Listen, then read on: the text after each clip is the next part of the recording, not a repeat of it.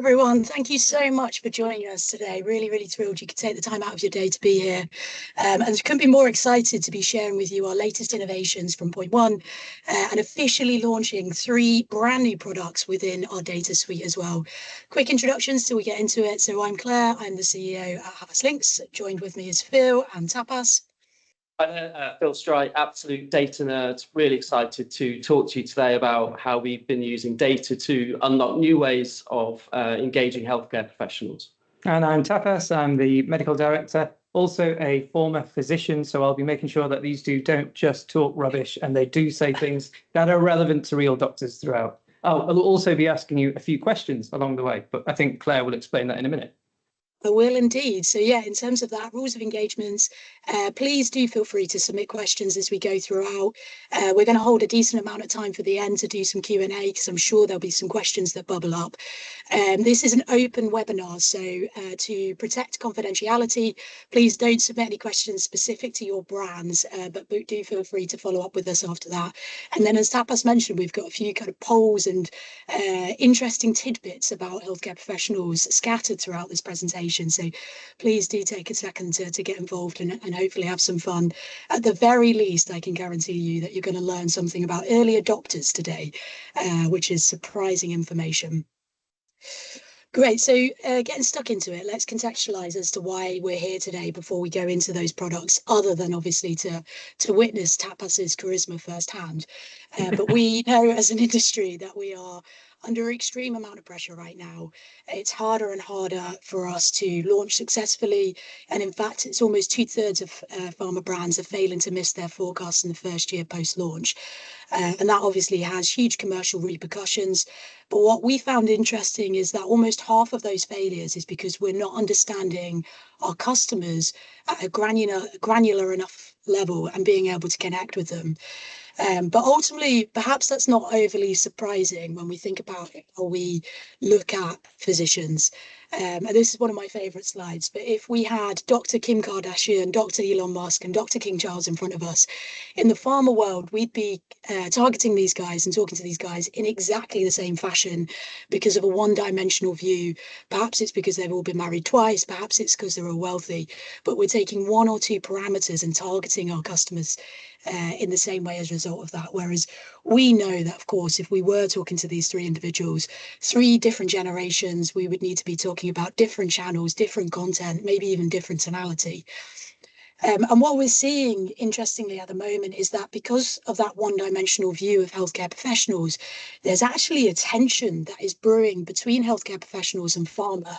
Healthcare professionals feel like pharma don't understand their passions and their pains. And they've got some significant pains that they're facing at the moment, none more so than burnout and cognitive burnout. It's estimated that if you took all of the medical volume of knowledge in the world, it would double every 73 days. And yet we're still throwing more and more data and more content at healthcare professionals and expecting it to stick. But the reality is that that is causing the fastest deterioration in healthcare professional well-being in recorded history. And equally on the flip side of that, healthcare professionals have some really progressive passions today as well. They're really interested, for example, in climate change and sustainability. Over half of healthcare professionals say that they're more likely to prescribe a brand if they know it's environmentally friendly. And yet, as an industry, we're still avoiding talking about things like sustainability and climate change in our key messages and in our campaigns. And I say this is brewing a tension between healthcare professionals and pharma. And in fact, our data shows that the average net promoter score of any given pharma brand last year was -33. So as an industry, we're really at the back foot right now. And that's where today's comes in. The products, hopefully, that we're going to show you will resonate with that. And all of this sits within our Havas Converge system. It's an operating system that runs end to end. And it's a system that is driven by data. I won't go into loads and loads of detail, but please do feel free to ask us about this afterwards. We've invested a huge amount in data over the last few years, of which Point.1 is at the precipice of this, but it also includes data that involves patients, payers, wider group as well. But that's enough pre-ramble. Let's get stuck into what Point.1 is and, more excitingly, the product launches. So to ground today's presentation, just wanted to give everyone that might not have been familiar with us an introduction to Point.1. So Point.1 is our proprietary data product here at Havas. All the data is developed through primary research that we conduct in-house, and to date we have generated over 30 million healthcare professional specific data points, and that's pulled from in excess of 15,000 healthcare professionals globally, spread across 10 geographies and 10 core therapy areas. So today you'll hear us reference a lot of this data that exists as the backbone, but really excitingly, what we're also going to be talking to you today is how we are now leveraging generative AI to really accelerate that process from data to insight to action for pharma marketeers. But firstly, in terms of how that data breaks down more specifically, I'm really hoping that there is something on here that is relevant to the majority of our client base. The audiences that we cover generally align to the highest growth areas within our industry. A couple of key points to make in terms of the data and how we deliver it. I think the first point to make is the sheer scale that we're looking at here. So to our knowledge, this is one of, if not the largest piece of research that will be run with healthcare professionals ever. That's all because we have a huge footprint in all of the local markets in both US as well as ex-US markets. And we typically cover up to 20% of the total universe size. So all the data that we have is robust. The second point to mention is that we also have longitudinal data. So this is historical data where we can start to take a look at trends over time and how our industry is evolving. And then the final point to make on this slide is that if you don't like what you see, we have the capacity, we do have other specialisms already available, but we have the capacity to cover pretty much any healthcare professional, and we can deliver that across 70 markets globally. I didn't just want to showcase the scale at which Point.1 offers, but also cover off the breadth. And we have deliberately designed our methodology so that Point.1 is able to give one of the most comprehensive views of healthcare professionals in the market. Now, this slide is deliberately built to be as comprehensive as possible. I won't talk through all of the domains of customer understanding that we have, but what I will say is we're going to be talking to you a lot about how we take our brand preference data and infuse that with geographic, demographic data to develop audience-rich segmentation and targeting. We'll also later today talk a lot about our touchpoint data and how we leverage touchpoint influence to understand how we can develop the most robust omni-channel strategies. And the data and the breadth we cover is so broad that we even cover off healthcare professional lifestyle factors so that we can even work with brands to help establish them in modern day culture. What I really like about this slide, and also before I talk, me and Phil are so bad at coordinating, we actually had to sit next to each other, which is why my head occasionally strays into Phil's screen. But what I really like about this slide is it just shows the depth at which Point.1 can go. As a physician, sometimes I just think it must have been so hard for reps to know so little about us before they had to start a conversation. Whereas nowadays we've got to the point where we can start to get information on EDI attitudes and drivers and barriers and things that excite them at work and even their hobbies and music preferences. So later in the presentation, we'll see how you can start to leverage some of that. And that's really nice and different. And on that note, it brings us to our first question for all of you at home, which is about how well do you know your healthcare professional? So I'm going to launch our first poll, and I hope that you at home can all play along, or at work, if you're pretending to work, you can pretend to be doing something very important right now, and answer our first question, which is, which of the following campaigns, if you just imagine these in a medical journal, some sort of branded campaign, let's say, which one is most likely to resonate with an oncologist based on traditionally what you know about oncologists? So, for example, a doctor looking into a microscope, perhaps some sort of cutting edge technology being the gist of that campaign. Is it a doctor being compassionate, for example, a doctor putting their arm around a patient, or is it a doctor boxing cancer? And, you know, based on what you know about oncologists, how would you answer that? So I'm seeing some results coming through. Mercifully, the first thing is thank you to those of you who voted. Really appreciate that. What we're seeing a lot of is a doctor being compassionate. And I think that's absolutely right. That's where you would want your heart to go, right? But the interesting thing is that if you want to stand out, perhaps we can also start to lean into some of the things that we don't appreciate today. So, for example, it might be a bit of a surprise to you that oncologists are significantly more likely to show an interest in combat sports and golf. So where does that take your mind? Could it be that in a few years' time, we start to think, well, actually, maybe do want to see a doctor beating up a cancer cell? Maybe there's an element to bring in humor. Maybe we can start to stray away from some of the stereotypes that we use. And the point of this is, when you are looking through a medical journal and there's a ton of people walking along the beach holding hands, you've seen it so many times, you just flick past it. So now we're better enabled to reach the people in different ways and find something that's appealing to them.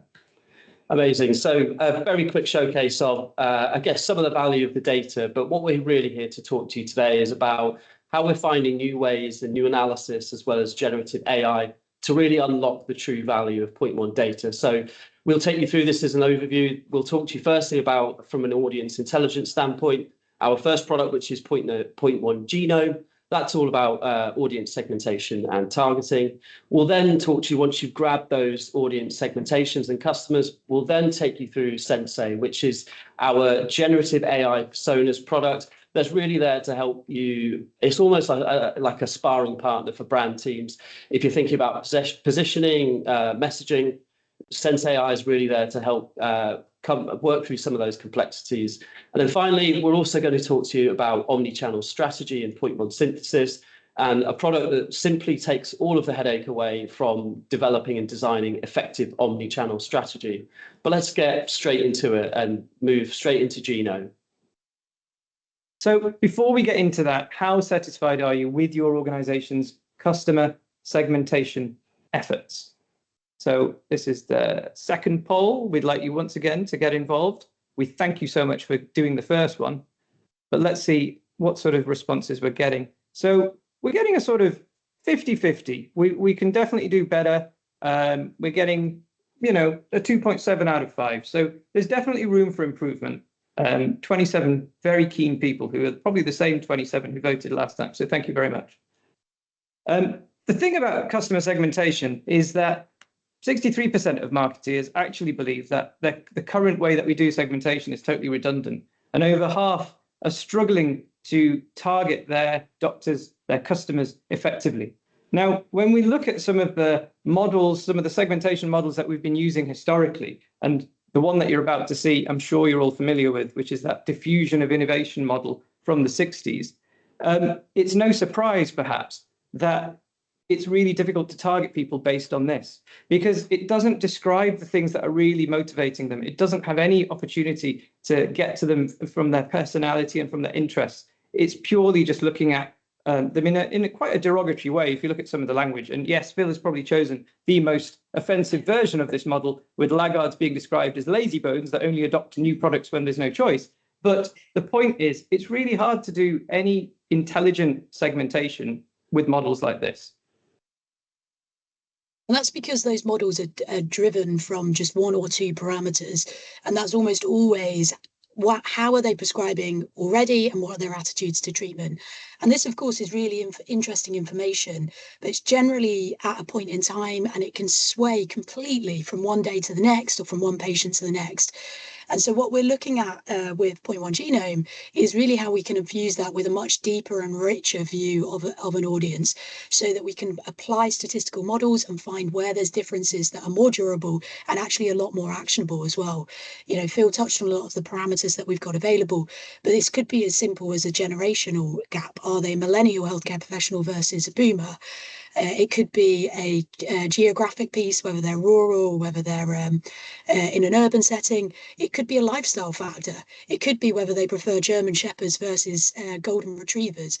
But each one of these provides us a point which we can pivot from and actually find a really actionable way of splitting our audience in a way that works at the point, day one, but is also durable then onwards as well. And we've got a little example of where we've applied this already, so you can get a view of it in action. So here's a really quick case study of Genome in action, brought from the oncology world. Now, the brand context for this particular example, this was an established brand wanting to launch into a new indication. Importantly for this brand, it didn't necessarily have a lot of field promotion. So the primary focus was on non-personal promotion. So the objectives when we pick this up were really to understand what are the highest growth target customers that we're going to be communicating to, and how can we begin to personalize that interaction. Now, I won't talk through all the detail on the slide, but the common denominator and what we see time and time again, the existing segmentation model that was handed down by the global company affiliates, the model pretty much just fundamentally did not work at a local level. So it was built on a behavioural model on immunotherapy prescription rates. There was almost a hair's whisker between each of the different behaviours of each of the 4 segments, and there really wasn't any additional depth beyond what you can see on your screen here, which is the point at which we got involved. Now, what we're able to do, because we have immediate access to millions of customer data points, what we were able to do is model different segments and run a number of different scenarios based on what would work for the client. Now, what you can see on screen here is how we've segmented groups of customers, firstly based on their commercial potential on the y-axis, and then on the x-axis, what we're showing here is all parameters built on our database about mental and physical availability. Now, this is one way of segmenting customers that we are able to deliver. It's not the only one. In this case, it was the strongest model that existed. And importantly, it defined 4 different distinct groups of customers, which we'll walk through in a second. But once we are able to define that model, very, very quickly, what we're able to do is then align all 3,000 variables that we understand for every healthcare professional that exists within our database.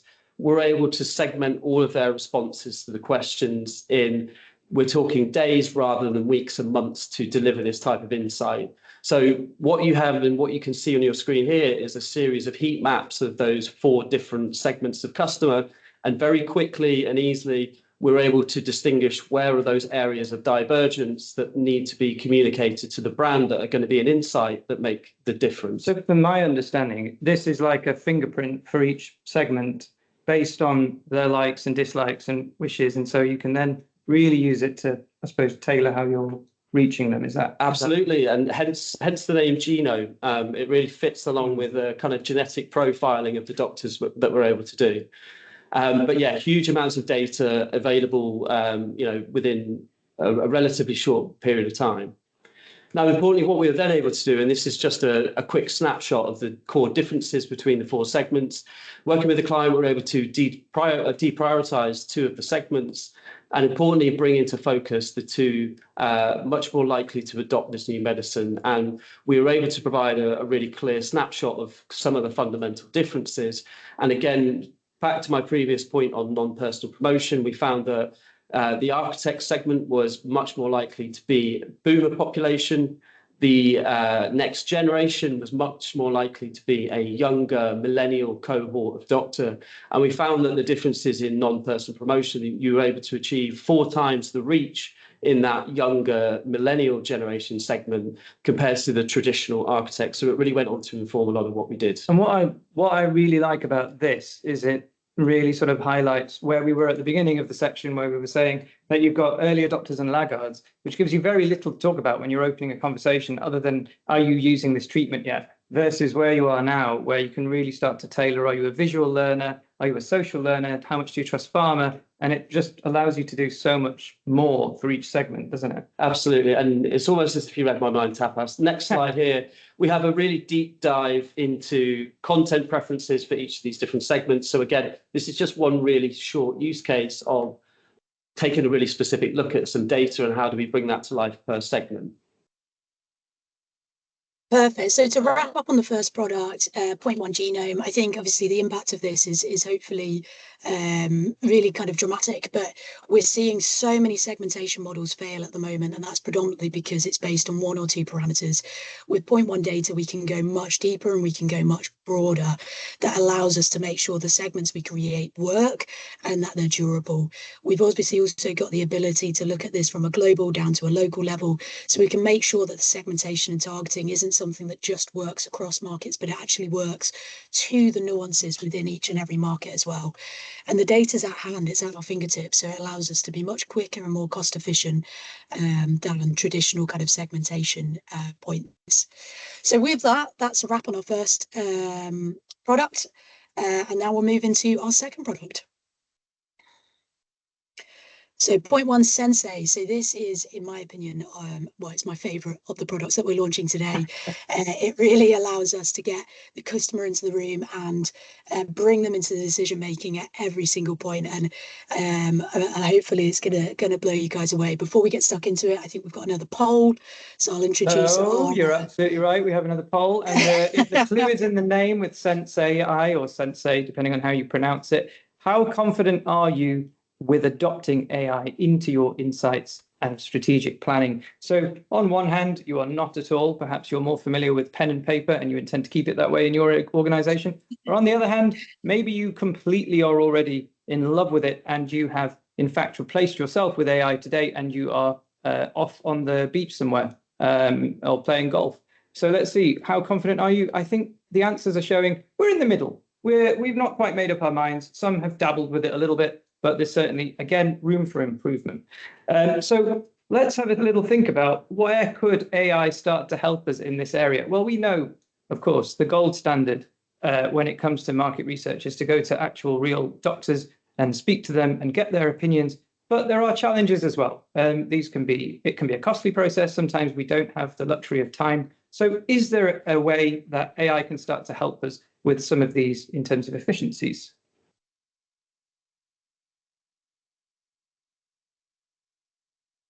Claire, I don't think we can hear you. I've lost Claire. I can see her very animatedly speaking. Yeah, I'm talking with loads of flourish. Can you hear me? Best delivery yet, Claire. Yeah, we can hear you. It was gold dust. But yeah, rather than talk about it, we thought we would just show you and bring the model to life. So in front of you, you can see a persona that was created using Point.1 Genome. This is a dermatologist called Dr. Olivia Davies. You can see that we understand her at a caseload level, at a professional level. You can see we also understand her interests and her emotions and her drivers and her personality style. So this is what she looks like on a piece of paper, but I'll let her introduce herself in more real life.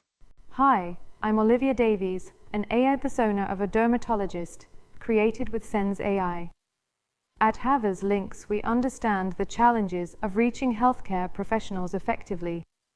That's why I'm excited to introduce Sens.AI, a revolutionary tool to transform your marketing strategies. Sens.AI uses Point.1 data to simulate HCP behaviors, creating an environment to refine your strategies.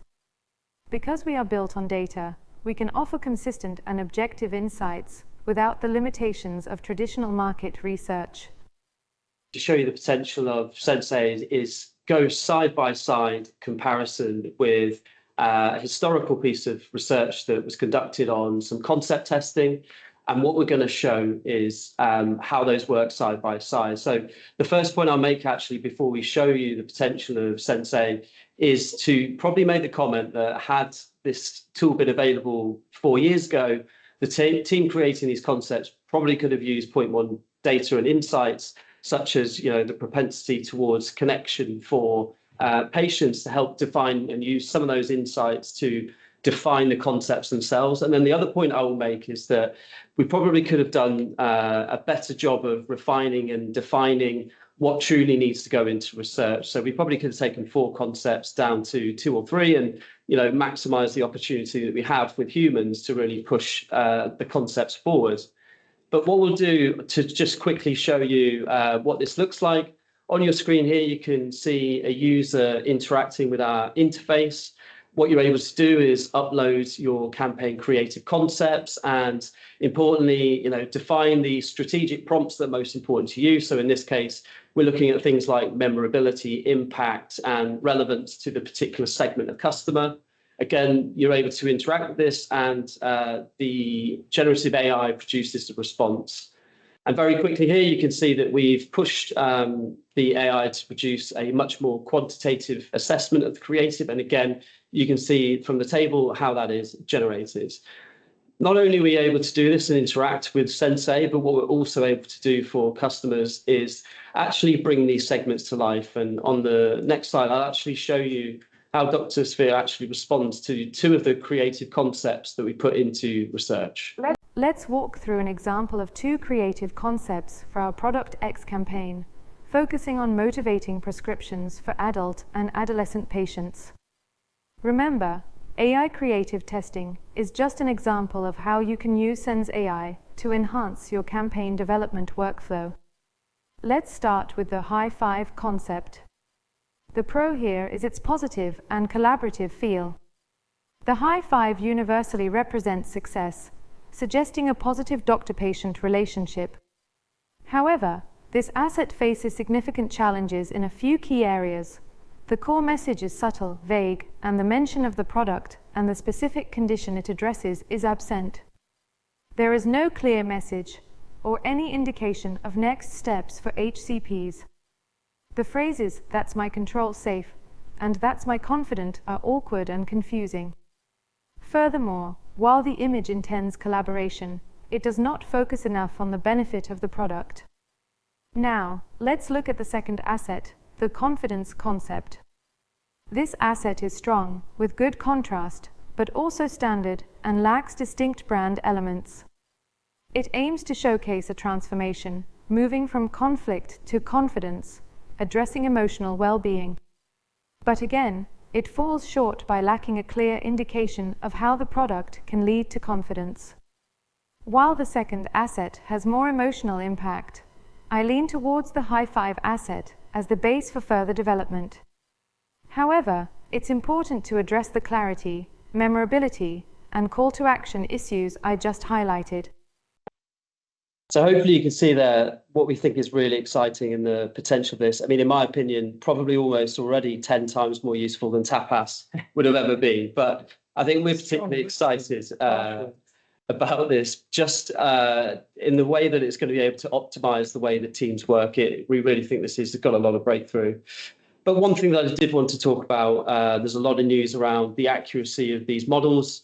And from the preliminary testing that we've done on historical concepts versus what we're able to deliver, as well as other thought leaders in this area, these models that are backed by large data sets, we're typically seeing between 80 to 90% accuracy versus the traditional. So what we can actually see on this slide here, we actually believe that the AI and Sens.AI outperforms traditional market research. On the left-hand side of the slide, you see the traditional kind of traffic light system across 8 strategically important parameters. On the right-hand side, you can see Sens.AI, and what you'll see is, yes, the AI agrees with 170 dermatologists, but it was able to actually give much more specific granular detail in terms of feedback to move forward. And then a final word from Sens.AI from me really is all around, yes, we've talked to you a bit about Point.1 data today, but the AI models that we've generated not only can read that data, but you could also upload any historical message testing research that you've done with all of your doctors today. The AI will therefore read that data, and again, that will help inform and prompt a response. And then anything that is accessible that has an API attached to it, so whether it's something like Data Monitor, that's one of our data providers, or something like YouGov, again, we're able to use and leverage that data to generate a response. Yeah, which is such an important point. I think we all feel how fragmented data sets can be at the moment, and we've deliberately designed this to try and be as agnostic as possible and to match to as much data as possible, and not precious about it at all. So yeah, just to wrap up on Point.1 Sens.AI, I think the value of this is endless. I mean, the ability to take, what you've just seen there, would be 6 months of market research, and we've been able to pull that together in less than a day. It gives us the ability to get to that speed of insight so quickly, and as a result of that, it allows us to bounce ideas off of customers, not just once and done, but actually engage them in every step of our strategy, from positioning to message testing to creative, as they really use it to kind of hone down to get to the best of the best. And as a nice side point as well, it's obviously a lot more cost effective than market research from both a time intensity and a finance and budgeting perspective. So with that takes us through into our third and final product today, and thanks for bearing with us. Our final product that we're launching today is Point.1 Synthesis. This is all about taking the guesswork out of omnichannel. We've all felt the pains of pulling together omnichannel strategies and wondering whether they're going to work or not. Unfortunately, Point.1 Synthesis is here to take that guesswork out. And I believe, Tapas, you have a final poll for us as well. And we have the final poll coming up on your screen right now. So please do be bold and don't just go in the middle. How confident are you that your omni-channel strategy meets the needs of your customers? So let's see if we can get some clear answers on this one. And we are just getting a few responses coming in. And actually, I mean, fair enough. You've performed as I requested. I think we're seeing quite a bit of dissatisfaction with that last one. So there's definitely, again, a lot of room for improvement on this one. Perhaps not a surprise when we look at some of the data from HCPs. 22% of doctors tell us that only 22% are influenced by branded product emails, yet they are bombarded by hundreds of emails every month. And only a fifth of doctors trust the information given to them by sales reps, but they remain a really important touch point for pharma. So we need to ensure that we're reaching doctors in ways that are engaging and right for them at the right time. And that is exactly why we have developed Point.1 Synthesis. So earlier today, I talked about some of the data that we track in terms of touch points, and we assess the effectiveness of each of the 37 touch points that we measure across a range of criteria. So the first is the extent to which they trust. We also look at recency of which they've engaged with each of these touch points, as well as the reach of each of the touch points. But importantly, what I'm going to focus the majority of the next few slides on is the data that we collect around touchpoint influence on clinical decision making. So the data that we have access to is very useful, but what we do with Point.1 Synthesis is essentially use advanced analytics to define what are going to be the optimal combinations of touch points that will deliver the maximal return on investment within your target customer group. So if we take a look at the left-hand side of the slide, what you can see here within the rheumatologist space, we're able to see that the first touch point will be delivering 46% influence in that audience. And then uniquely, if we add in pharmaceutical sales reps as the second touch point, you are able to see that that will deliver an additional 11% of customers that you wouldn't have influenced without that touch point. Working in this way, we're able to define what are going to be the optimal combinations that will deliver maximal return on investment. Now, drawing your attention to the right-hand side of the slide, what we're able to not only do on the left-hand side, we're looking at unique reach. On the right-hand side, we're able to see the touch points and how audiences are duplicately influenced by those. So we can see that there will be touch points that are hitting a number of the same different healthcare professionals across different audiences. And what that means is we've got the same message being delivered to the same customer through two different touch points, which is, again, really powerful. So to bring this to life, just going to showcase our synthesis oncology dashboard and really show some of the depth of the data that we're able to deliver. So at the top of your screen, what you're able to see is that we are running each of these data exists across 5 stages of customer decision-making, from awareness all the way through to brand advocacy. You can see on the left-hand side there, this data is available at an individual level market, or we can take this up to a global level also. And I'll talk to you shortly about what that means. On the left-hand side, you can see us toggling through here some of the 37 touch points across owned, shared, earned, and paid. And importantly, you can see someone manipulating the data to calculate the reach of different omni-channel orchestrations. We've just switched view here to our duplicated reach Venn diagram format. And again, what you're able to see is the duplication of channels, and therefore, what are those messages that are going to be consistently delivered across multiple channels? So again, really useful for when you're thinking about it. And then final point of view, if all of that's too much headache, what we're able to do is just spit out the top 100 combinations of touch points that exist at every stage of customer decision making. So really powerful. With this data, what we're able to do is essentially mark the homework of any tactical planning. Once you've developed it, we're able to run this through our system and accurately predict the effectiveness you're likely to deliver. Now, last couple of slides from me on synthesis before I hand over to Claire to bring us home and open for a Q&A. Analysing data in this way is becoming really powerful and is showcasing to us some really game-changing insights within our industry. So again, two slides of a slide. I'd love to draw your attention firstly to the right-hand side, where we've analysed the boomer generation population data and their preferences for touch points. And what we're able to see is through the red and the blue, we're able to see that you can effectively buy that population relatively cheaply with a combination of paid and owned touch points. Now, on the left-hand side of the slide, what we've done is we've defined the optimal combination of touch points for millennials. And what we see between these two groups is there's typically a 40% difference in the effectiveness of these different combinations. But importantly, only one touch point they have in common with the boomer population. And importantly, what we also see is the prominence of green there, and 4 out of the 7 top touch points are delivered through earned media. And the final point I wanted to make in synthesis is this isn't just something that we look at in individual audiences and different segments. What we commonly do with clients is work across a range of different scenarios, and one of those is working at a global level. So we work with global teams to define what are those common clusters of touch points that they will absolutely need to deliver across all markets.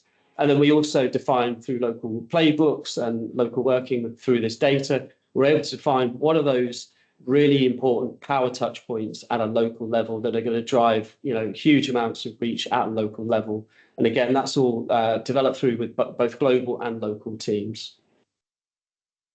Perfect. So to wrap up Point.1 synthesis, and we'll start the Q&A in a second. So if you do have any questions, please feel free to chuck them in the chat and we'll happily discuss through them with the remaining time.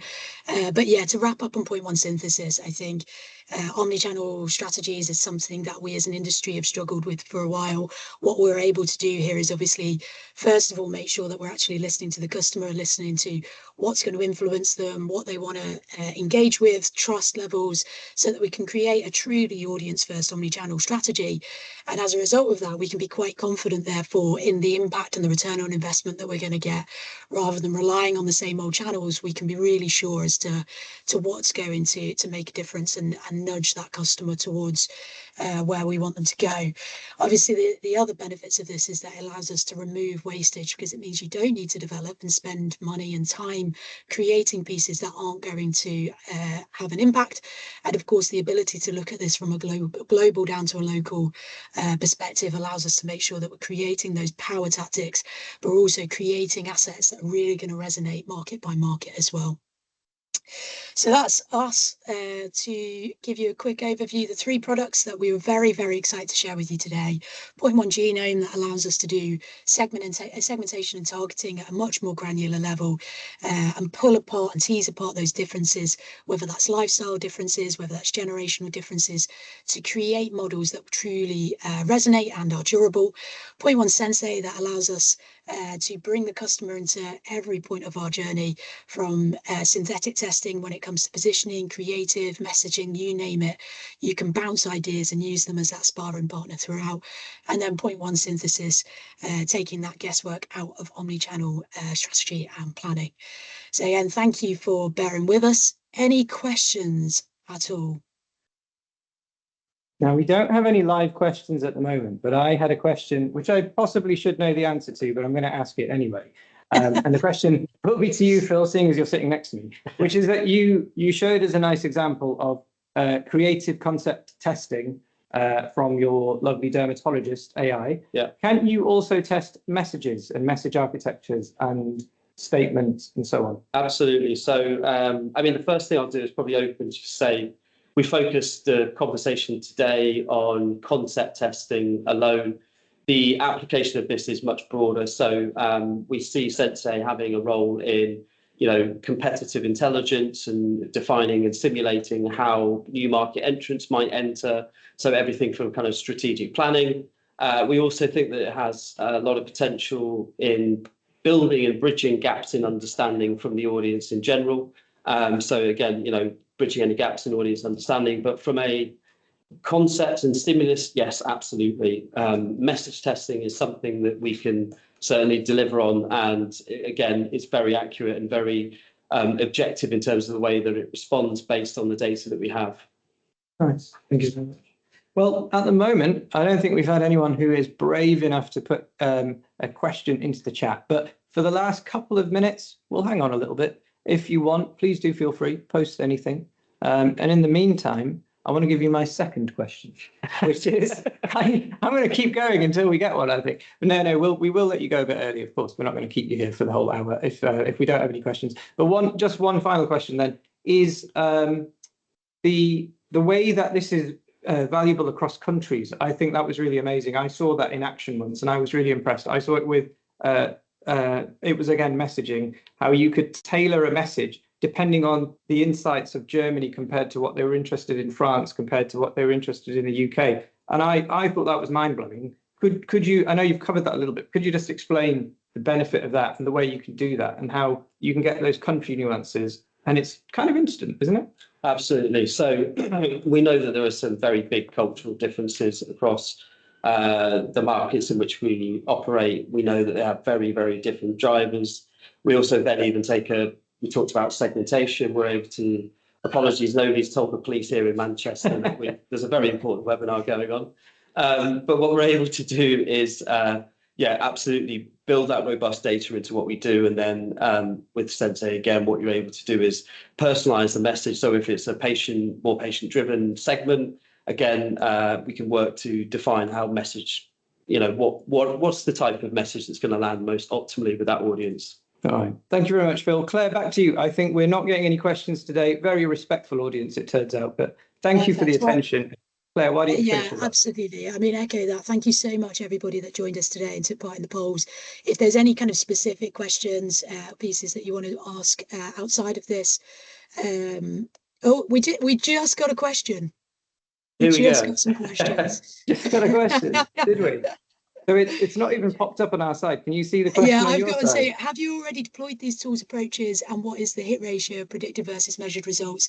So yeah, each and every one of the tool products that you've seen today have been tested now in live settings, and all have been exactly as they've been described today. I think in particular, I'll lean into the synthetic testing where we've looked at it now across 10 different campaigns, historic or live, and each one of them has been able to achieve that level of accuracy compared to human testing as well. So thank you, Marco, for the question, and hopefully that answers it. And then the second one is, if there's someone who's interested in a personal demo, who can they contact? That would be, well, any of us, but Phil Stry or myself would be the best people to get in touch with. Our emails are on this chat. If not, we'll make sure they're in the follow-up as well. But yeah, it's very, very keen, obviously, and appreciate there'll be a lot of questions around more specifics and nuances to your markets and to your brands. So happy to do a follow-up so we can really get into the weeds there. All right, with that, I'll actually wrap up this time. But yeah, thank you so much, everybody, for joining us today. Appreciate the engagement. I'm really looking forward to continuing this conversation. Otherwise, enjoy the rest of your day, and thank you for joining our webinar.